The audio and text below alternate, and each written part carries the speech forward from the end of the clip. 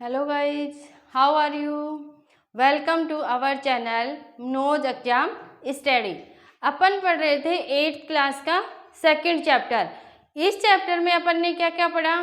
Micro organisms friend कि micro organisms अपने friend कैसे होते हैं, एंड फोए कि वो अपने लिए हार्मफुल कैसे होते हैं क्योंकि वो डिजीज को कोजेज करते हैं। अपन ने इसमें पढ़ा कि बेनिफिशियल बैक्टीरिया कौन से होते हैं, हार्मफुल बैक्टीरिया कौन से होते हैं।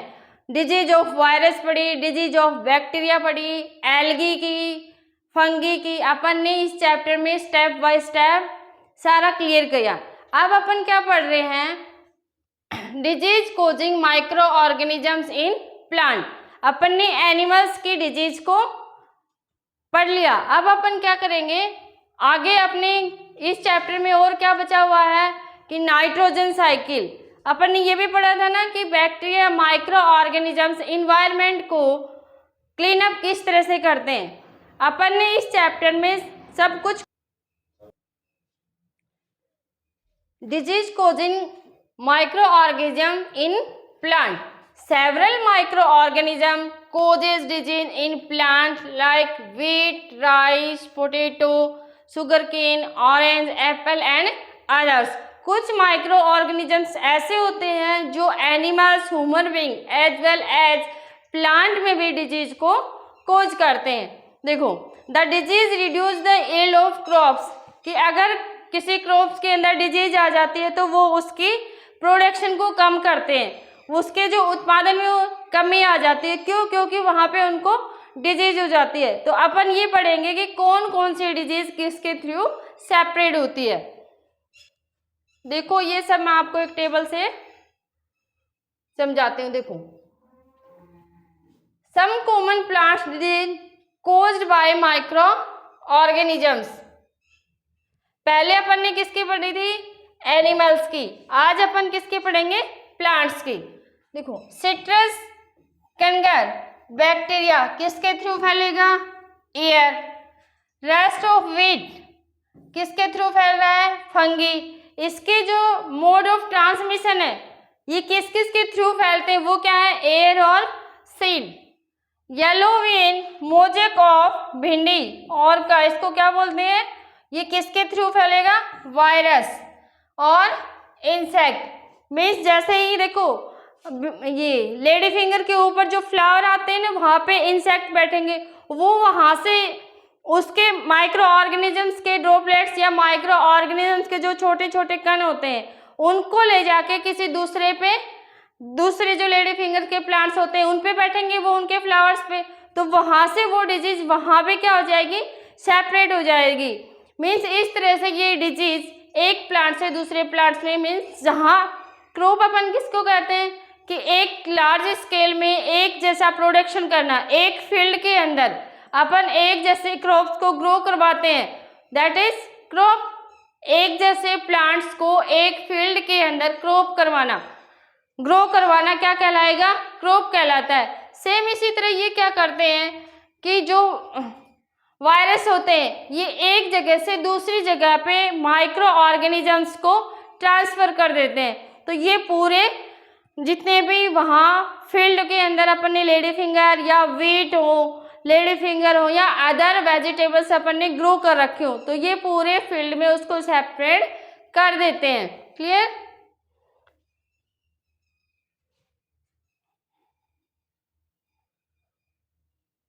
देखो, फिर अपना क्या है? Food poisoning. आपने देखा होगा कभी आप फूड को ईट करते हो, फूड खाते हो ना, उसके बाद आपका जी घबराता है और वोमिटिंग स्टार्ट हो जाती है। ऐसा क्यों होता है? क्योंकि उसमें क्या होता है कि फूड पॉइजनिंग हो जाता है।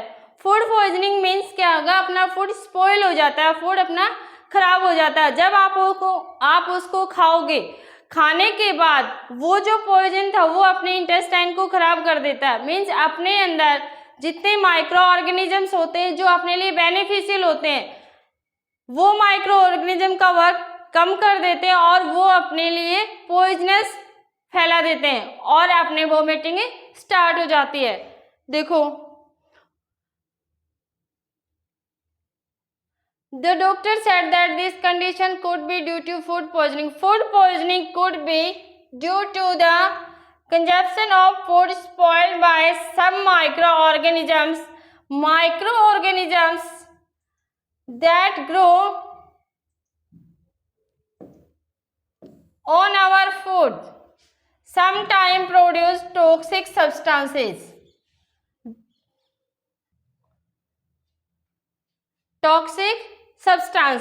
Microorganisms that grow on our food sometimes produce toxic substances. कि माइक्रो ऑर्गेनिज्म जब कभी अपने फूड के अंदर बैठ जाते हैं और उसके अंदर बहुत सारे टॉक्सिक को प्रोड्यूस कर देते हैं, वो टॉक्सिस अपने अंदर चला जाता है और अपने अंदर फूड पॉइजनिंग बना देता है. क्लियर? देखो, this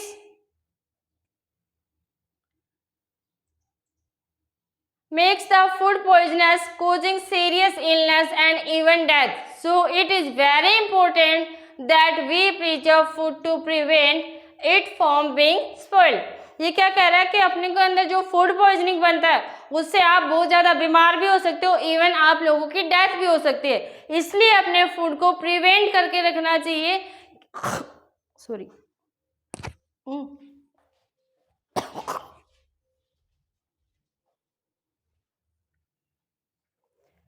In first chapter, we learn about the method used to preserve and store food grains. अपन ने फर्स्ट चैप्टर में पढ़ा था ना कि फूड ग्रेन को आप कैसे स्टोर करके रख सकते हो. और स्टोर करने से पहले जैसे अपन ने पढ़ा था ग्रेन के अंदर नीम की लीव्स को डालना चाहिए ताकि वहाँ पे इंसेक्ट वगैरह ग्रो नहीं हो. तो सेम इसी तरह अपन पढ़ेंगे कि फूड को भी आप प्रिजर्व कैसे कर सकते हो. How to preserve cooked food at home? You know that bread left unused under moist conditions is attacked by fungus. अगर आप ब्रेड के पैकेट को खोल देते हो और फिर आपको यूज में नहीं लेते हो तो ड्यू टू मॉइस्चर वहाँ पे बहुत सारे माइक्रो ऑर्गेनिजम्स प्रोड्यूस हो जाते हैं और वो प्रोड्यूस होने के बाद उस ब्रेड के अंदर बहुत सारे डिजीज सेपरेट करेंगे और वापस से अगर आप उस ब्रेड को खा लोगे तो आपके अंदर वो माइक्रो ऑर्गेनिजम्स चले जाएंगे जिससे फूड पॉइजनिंग हो सकता है. और फूड पॉइजनिंग होने से आप बीमार भी हो सकते हो, इवन आप लोगों की डेथ भी हो सकती है. इसलिए अपने को फूड प्रिजर्व करके रखना चाहिए और फूड को हमेशा कवर्ड करके रखना चाहिए. फूड को ऐसी जगह पे रखना चाहिए जहाँ पे मॉइस्चर ना हो. इन बातों को आप लोगों को स्पेशली ध्यान रखना है कि फूड को हमेशा आप कवर्ड रखोगे, प्रिजर्व करोगे और जहाँ पे मॉइस्चर ना हो उस जगह पे आप फूड को रखोगे. Micro organism spoil our food. Spoiled food emits bad smell and has a bad test.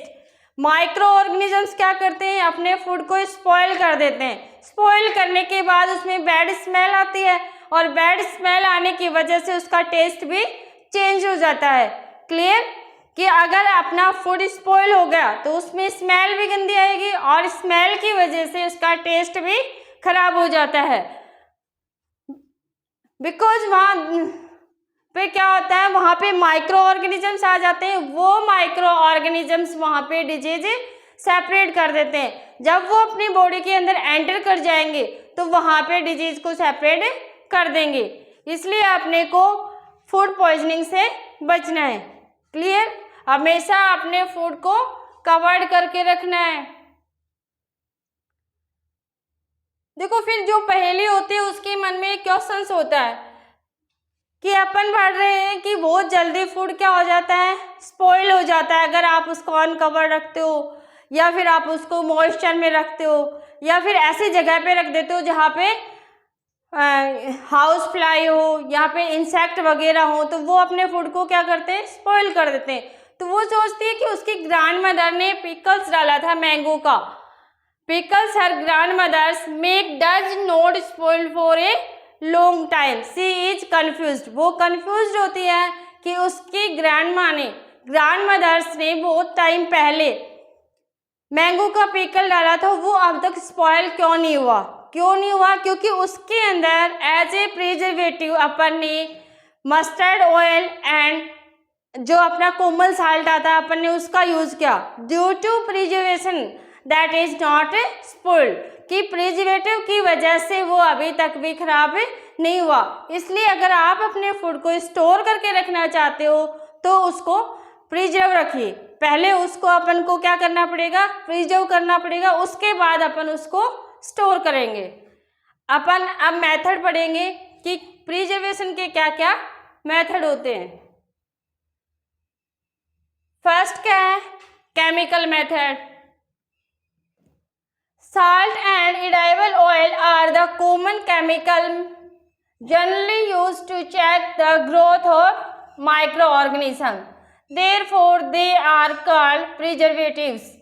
कि जो जनरली ऑयल होते हैं लाइक दैट मस्टर्ड ऑयल, ये सारे क्या करते हैं कि प्रिजर्वेशन का वर्क करते हैं, इसलिए अपन इसको कॉमनली क्या बोल देते हैं, preservative. We add salt or acid preservative to pickle to prevent the attack of microorganisms. जब भी अपन पिकल्स डालते हैं उस पिकल्स के अंदर अपन मस्टर्ड ऑयल या फिर कोमल साल्ट होता है उसको यूज में लेंगे तो उसके अंदर माइक्रो ऑर्गेनिजम्स की ग्रोथ नहीं होगी। अगर माइक्रो ऑर्गेनिजम्स की ग्रोथ नहीं होगी तो अपना फूड स्पॉइल नहीं होगा। इस तरह से अपन को स्टोर करने से पहले उसको प्रिजर्व करना जरूरी है। क्लियर? आगे देखो, these also used in jams and squash to check their spoilage.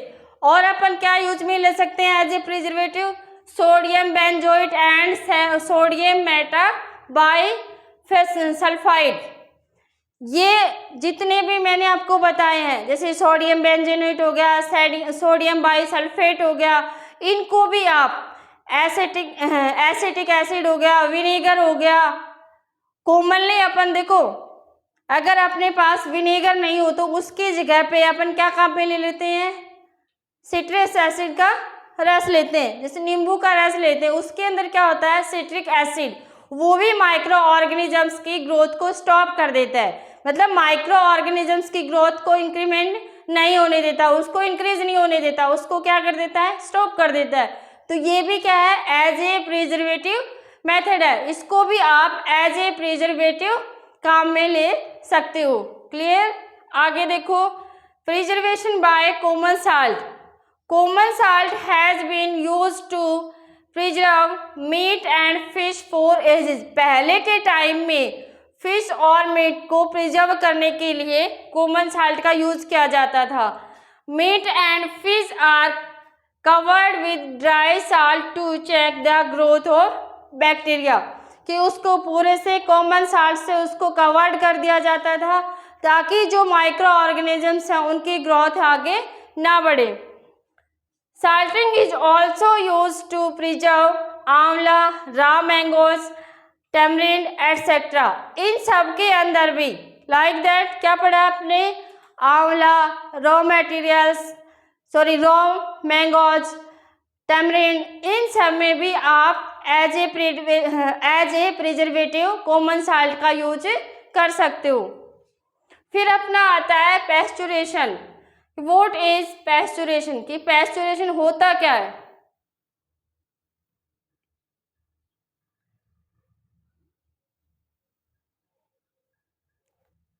देखो जब आप देखते हो ना आजकल अपन डेयरी से दूध लेके आते हैं, एक पैकेट के अंदर दूध लेके आते हैं, तो वो दूध कैसा होता है, पैस्चराइज्ड मिल्क। उसको पहले पैस्चराइज किया जाता है, फिर उसको पैकेट में डाला जाता है और फिर उनको डेयरी के ऊपर सप्लाई किया जाता है और फिर अपन लोग उसको खरीद के लाते हैं। तो देखो पहले आप लोगों को ये पता होना चाहिए कि पैस्चुरेशन होता क्या है। The milk is heated to about 70 degree Celsius for 15 to 30 second and then suddenly chilled and store. पहले उसको 70 डिग्री सेल्सियस पे हीट किया जाता है, आफ्टर दैट उसको एकदम क्या किया जाता है, चिल्ड किया जाता है और उसके बाद उसको स्टोर किया जाता है। This process is non pasteurisation, और ये प्रोसेस ही क्या कहलाती है, पैस्चुरेशन। देखो by doing so it prevents the growth of microbes. इस तरह का वर्क करके अपन माइक्रोब्स की ग्रोथ को प्रिवेंट कर लेते हैं। और this process was discovered by Louis Pasteur, it is called pasteurisation. देखो इसके नाम के पीछे क्या आ रहा है, लुईस पास्चर, और इसी के नाम पे, क्योंकि इसने ही इस प्रोसेस को डिस्कवर किया, तो इसी के नाम पे इस प्रोसेस का नाम क्या पड़ गया, pasteurisation, because he was found that this process, इस प्रोसेस को डिस्कवर किसने किया, लुईस पास्चर। मैंने पहले भी आपको बताया था जितनी वायरस की डिजीज हैं, बैक्टीरिया के डिजीज है, इनके डिस्कवर्ड थे, जिन्होंने इनको डिस्कवर्ड किया उनको आप एक अलग से नोट्स बनाओगे और उनको बार बार लर्न करोगे, क्योंकि यहाँ से बोर्ड में क्वेश्चन पूछा जाता है। स्टोरेज एंड पैकिंग, इनको स्टोरेज और इनकी पैकिंग कैसे होती है, देखो these day dry fruits and even vegetables are sold in sealed air tight pack to prevent the attack of microbes. देखो जब आजकल समर का टाइम चल रहा है, तो इस टाइम क्या होता है, मॉइस्चर ज़्यादा होता है, तो अपन घरों में भी दाल वगैरह जितनी भी पल्सेज होती हैं उनको स्टोर रखने के लिए, उनको प्रिजर्व करने के लिए क्या लेके आते हैं, एयर टाइट डब्बे लेके आते हैं, उनके अंदर रखते हैं। क्यों, अगर एयर से उनका कांटेक्ट नहीं होगा तो वहाँ पे माइक्रोब्स भी प्रोड्यूस नहीं होंगे।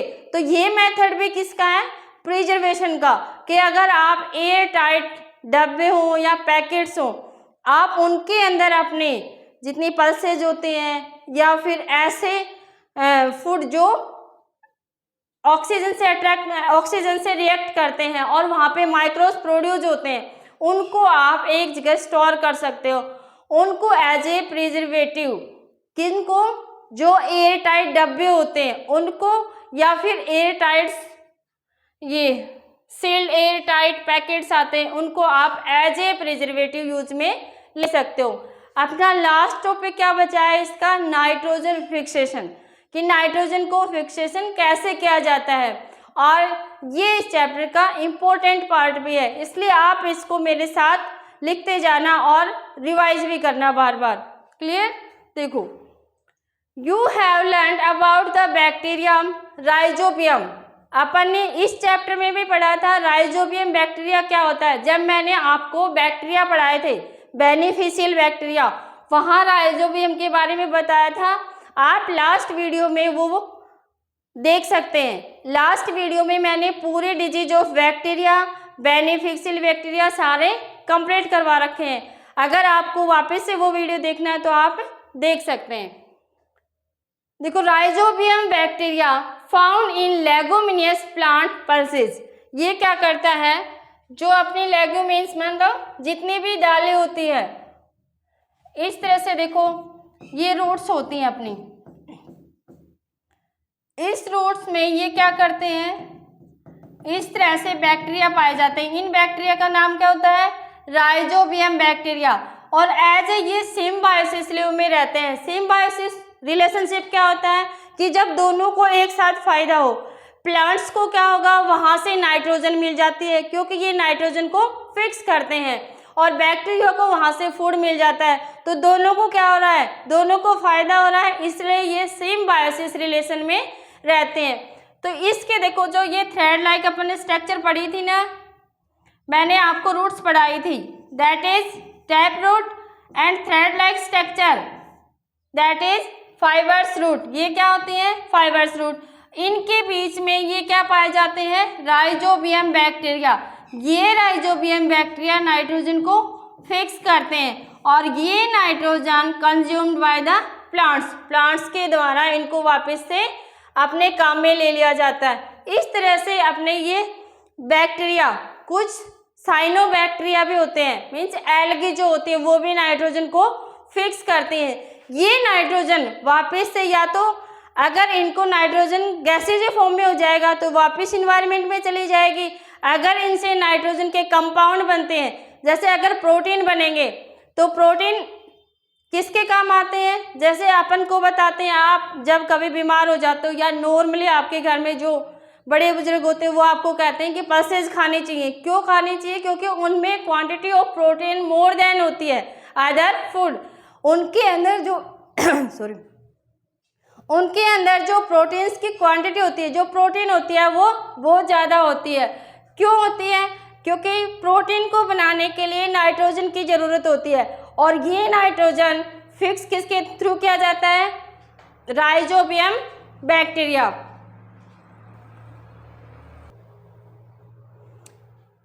ये राइजोबियम बैक्टीरिया क्या करता है? नाइट्रोजन को फिक्स कर देता है। अगर प्रोटीन के मॉलिक्यूल्स भी बनते हैं तो वहाँ पे भी किसकी रिक्वायरमेंट होती है? नाइट्रोजन की।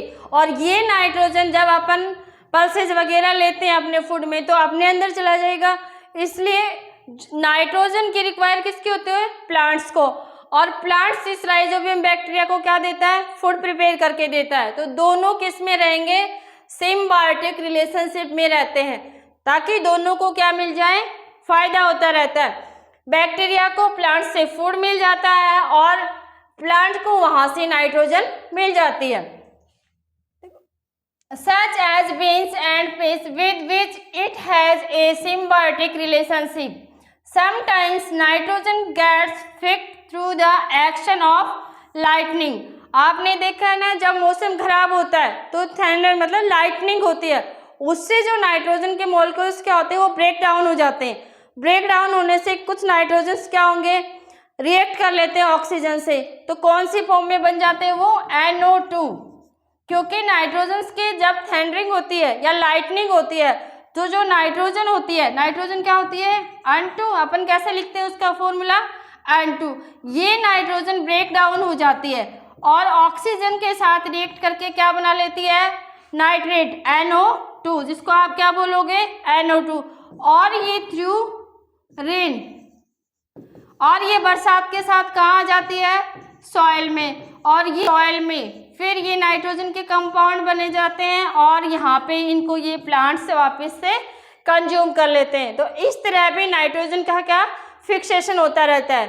देखो वापस देखो, जब लाइटनिंग होती है तो जो नाइट्रोजन अपने एटमॉस्फेयर में पाई जाती है वो ब्रेक डाउन हो जाती है। ब्रेक डाउन होने से नाइट्रोजन ऑक्सीजन के साथ रिएक्ट करके नाइट्रेट बना लेते हैं, NO2, जिसका फॉर्मूला क्या है? NO2। ये नाइट्रेट वापस से रेन के साथ सोइल में आ जाती है, वापस से अपनी लैंड पे आ जाती है और यहाँ से प्लांट के थ्रू वापस इसको कंज्यूम्ड कर लिया जाता है। इस तरह भी नाइट्रोजन का फिक्सेशन होता रहता है। आपको ये पता होना चाहिए कि अपने एटमॉस्फेयर में कितनी नाइट्रोजन होती है, ये आप मेरे को कमेंट्स बॉक्स में बताओगे, क्योंकि आप 5th 6th से पढ़ते आ रहे हैं। कमेंट बॉक्स में ज़रूर कमेंट्स करना कि अपने एटमॉस्फेयर में नाइट्रोजन कितनी % होती है।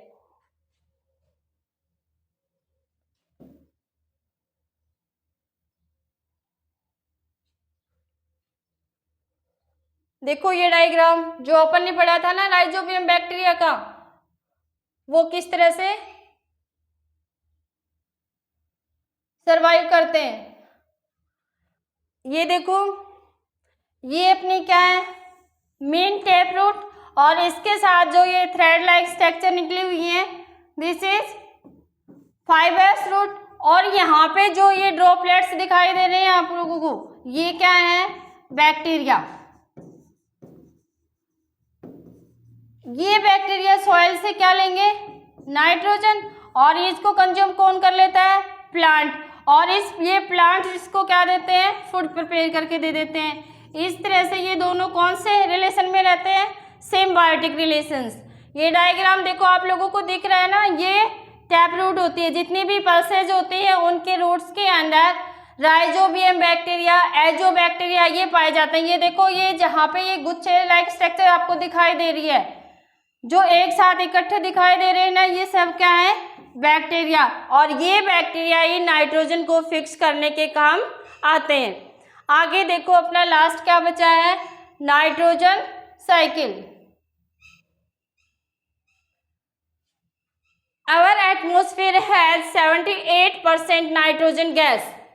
Nitrogen is one of the essential constituent of all living organisms as part of protein, chlorophyll, nucleic acid and vitamins. The atmospheric environment has been taken by plants, animals, अपने environment के अंदर 78% nitrogen होता है, 21% oxygen होता है, 0.03% carbon dioxide होता है।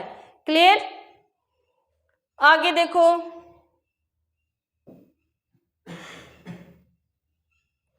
Nitrogen can not be taken directly by plants and animal. Certain bacteria and blue-green algae present in soil and fix the nitrogen.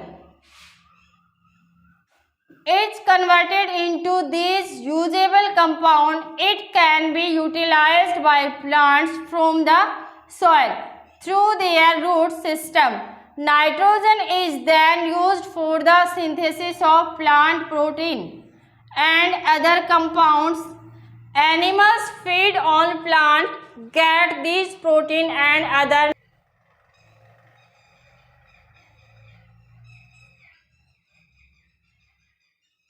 Okay, आगे देखो, animals feed on plant, get these protein and other nitrogen compound.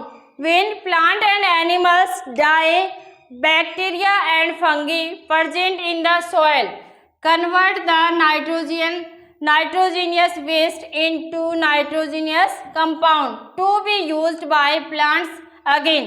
अपन ने पढ़ा था ना, जितने भी plants, animals या other thing dead हो जाते हैं उनको बैक्टीरिया डिकम्पोज कर देते हैं और डिकम्पोज करने के बाद वो उनको नाइट्रोजेनियस प्लांट्स या नाइट्रोजेनियस कंपाउंड में कन्वर्ट कर देते हैं. वो नाइट्रोजन अगेन प्लांट्स के काम में आ जाती है, प्लांट्स उसको वापस से काम में ले लेते हैं.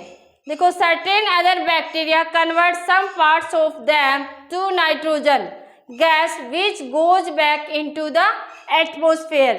कि कुछ बैक्टीरिया उनको क्या करते हैं, नाइट्रोजन्स के जितने भी पार्ट उनको गैसीय फॉर्म में कन्वर्ट करते हैं.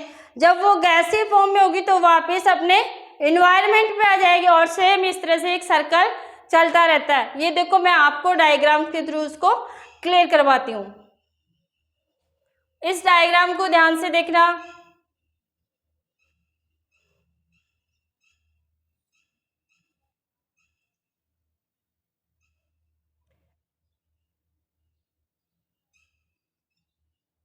मे भी आपको अच्छे से दिखाई दे रहा होगा. ये क्या है अपना एटमॉस्फेरिक नाइट्रोजन. इस एटमॉस्फेरिक नाइट्रोजन कितने परसेंट होती है, 78%. ये नाइट्रोजन लाइटनिंग के थ्रू, मैंने क्या बताया था, इसका फॉर्मूला अपन क्या लिखते हैं, N2.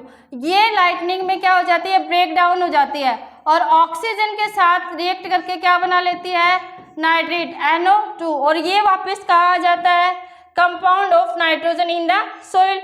वापस रेन के साथ कहाँ जाएगा, सोइल में. और इस सोइल से ये प्लांट्स अपटेक बाय प्लांट्स अपने सोइल में आया और यहाँ से वापस प्लांट ने अपटेक कर लिया.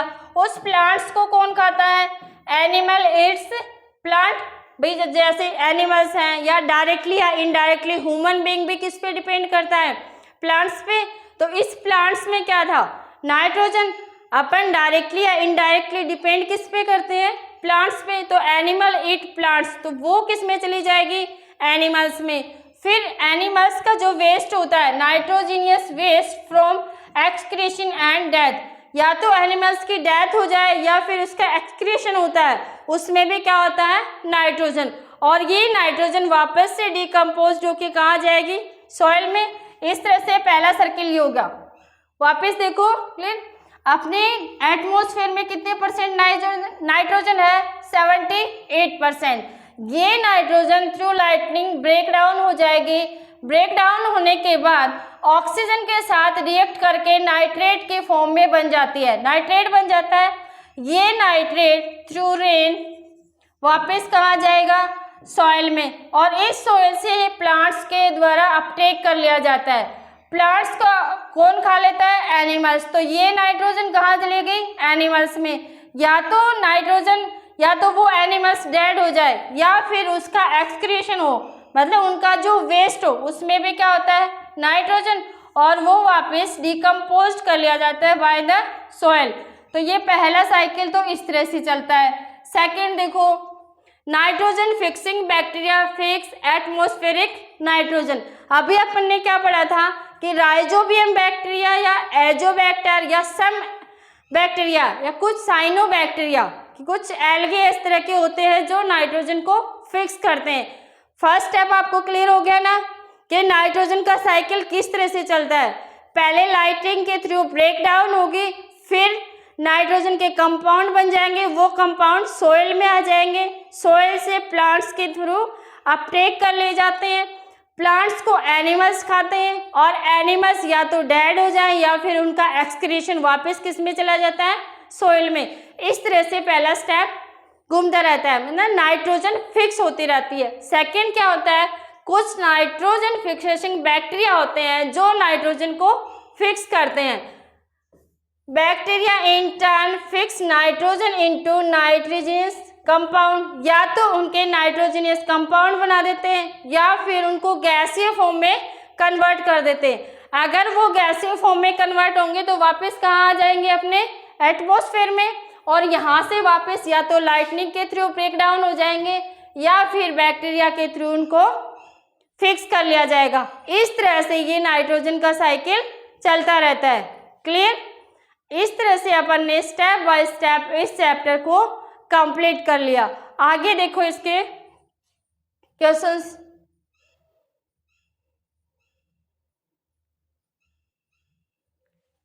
कल मैं आप लोगों के इस चैप्टर के क्वेश्चंस करवाऊंगी, ठीक है। आप लगातार इस चैनल पे बने रहें, इसको लाइक एंड सब्सक्राइब करें।